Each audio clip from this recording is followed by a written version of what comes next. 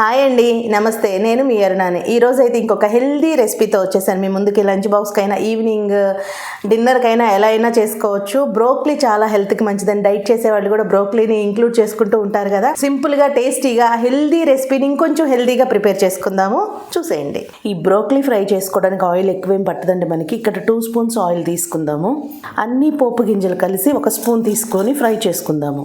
పోపు అయితే మనకి చక్కగా ఫ్రై అయిపోయిందండి. ఇలా ఒక పెద్ద సైజు ఉల్లిపాయని క్యూబ్స్లా కట్ చేసుకొని ఫ్రై చేసుకుందాం.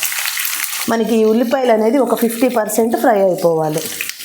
ఉల్లిపాయలు మనకి ఫ్రై అయిపోయినాయండి. ఇలా బ్రోక్లీని సన్నగా పొడవుగా కట్ చేశాను, మరి లావు ముక్కలు కట్ చేయలేదు. ఇప్పుడు వేసేసుకొని ఫ్రై చేసుకుందాం. ఇక్కడ ఒకేసారి రుచికి సరిపడా సాల్ట్ వేసేసుకుందాము. ఒక 1/2 టీ స్పూన్ పసుపు వేసుకొని చక్కగా ఫ్రై చేసుకుందాం. ఎంతోసేపు మనకి ఫ్రై అవ్వండి, చాలా తొందరగా ఫ్రై అయిపోతాయి. ఇవి మనకి ఉడికిపోతాయి, సాఫ్ట్ వచ్చేస్తుంది చాలా తొందరగా. ఒక 10 నిమిషాలు అయితే మనకి రెడీ అయిపోతుంది. ఇప్పుడు మనకి ఈ బ్రోక్లీ అనేది ఒక 20% ఫ్రై అయిపోయిందండి. ఇట్లా ఒక 2-3 పచ్చిమిరపకాయలు చీలికలు వేసుకుందాము.